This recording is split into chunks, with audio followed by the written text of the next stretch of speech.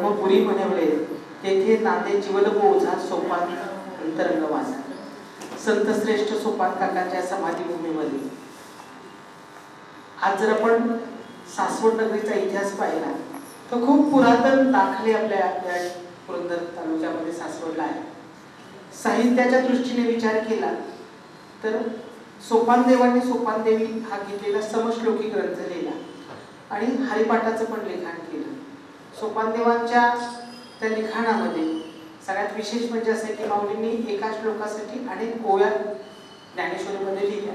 पण सोपानदेवीचं वैशिष्ट्य असं आहे की एका श्लोकीला एकच ओवी, समश्लोकी म्हणजे एक श्लोक आणि एकच ओवी असा ग्रंथ संपादित केला आणि अतिशय सुलभ भाषेमध्ये, म्हणजे सोपानदेवीचं पारायण करायचं म्हटलं तर 3 तासामध्ये खूप छान पारायण होतं. त्याला एक गेयता आहे आणि खूप छान ते पारायण होतं.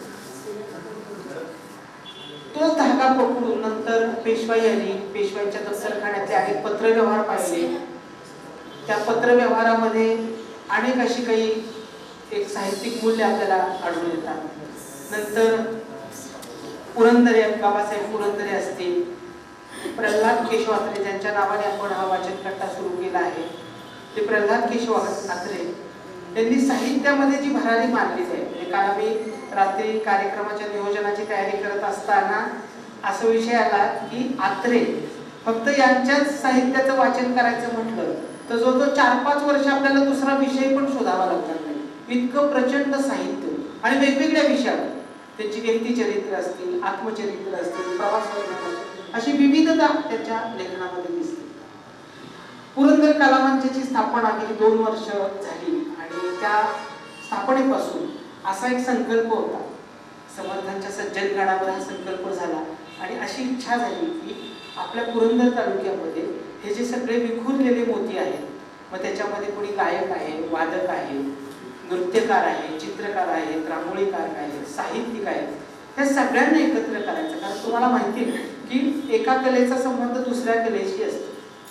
म्हणजे प्रत्येक जो संबंध आहे आणि प्रत्येक कलेचा आस्वाद हा वेगवेगळा आहे, परंतु त्याचं एकत्रीकरण करायचं आणि एकमेकांच्या कलाकारांना एक सन्मान मिळावा, एकमेकांची माहिती व्हावी, असं करता करता जो 450 कलाकारांचा हा पुरंदर कलामंच या ठिकाणी आता आहे.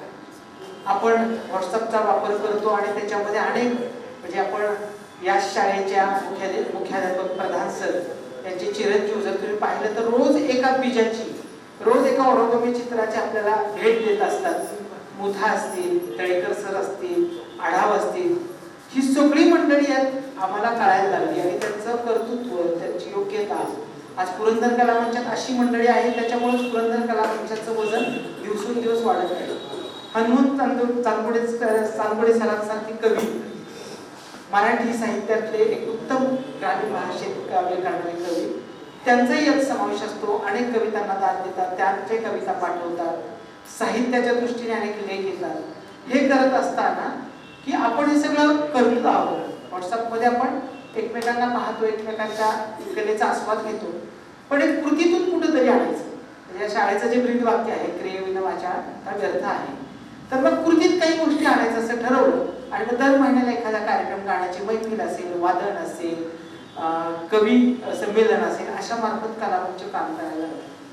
आणि गेल्या 1-1.5 वर्ष झालं आमच्या सगळ्यांच्या आदरणीय देशपांडेबाई यांनी एक वाचन कट्टा सुरू केला आणि त्या वाचन कट्ट्याचं स्वरूप पाहता आमच्या ज्येष्ठ नागरिक संघटनेमध्ये पण त्यांचा एक कार्यक्रम घेतला, एक कलामंचाच्या वतीने एक कार्यक्रम घेतला आणि पाहिलं की अरे खरंच त्या साहित्य वाचनामध्ये खूप आनंद आहे.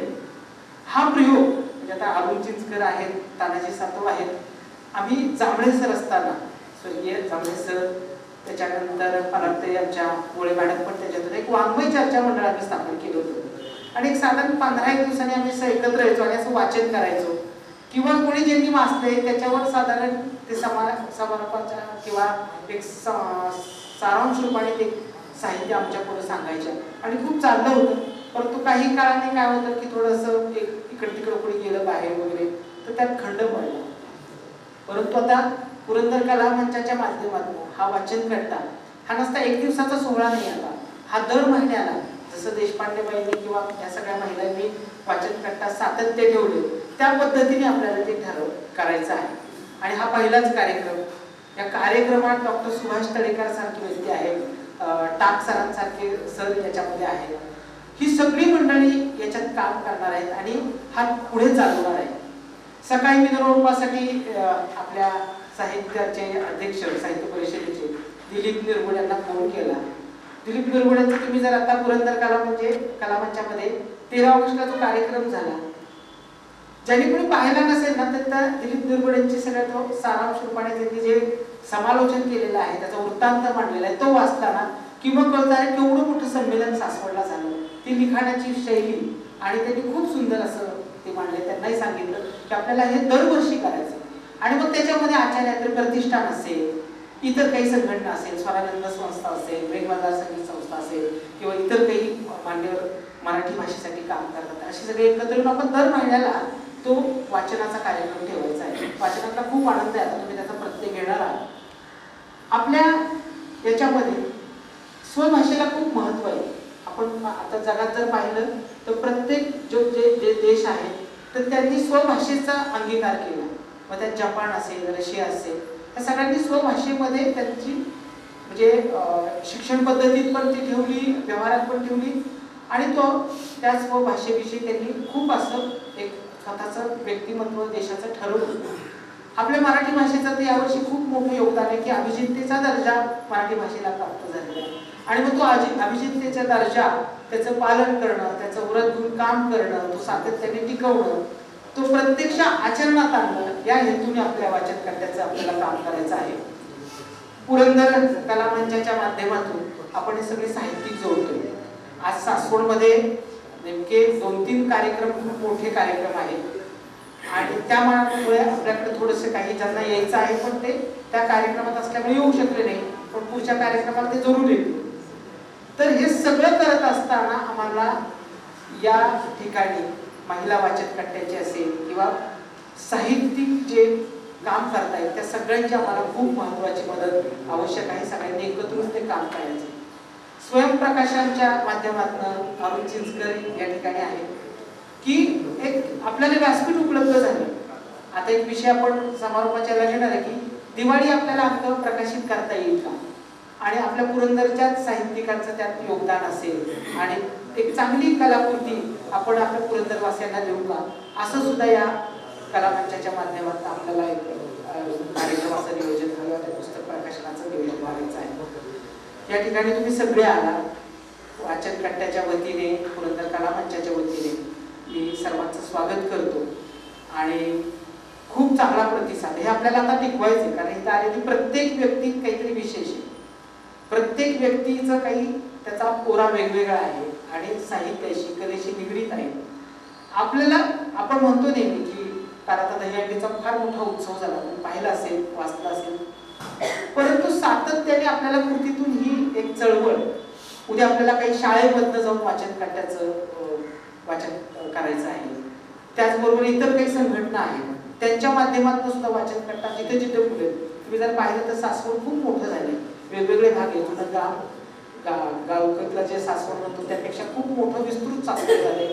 त्या भागामध्ये काही आपल्याला निवडक लोकांना बरोबर घेऊन वाचनकर्त्याचं काम करायचंय. या सगळ्यासाठी आपण सगळे तरुण साहित्यिक असेल, आपले काही जबाबदार मान्यवर असतील, त्यांचे आशीर्वाद घेऊन आपल्याला हे सगळं करायचं आहे. तर तुमच्या सर्वांचा या वाचनकर्त्याला नेहमीच मार्गदर्शन राहील, मोलाचं सहकार्य राहील आणि यातून आपल्याला वक्तृत्व घडवायचं आहे.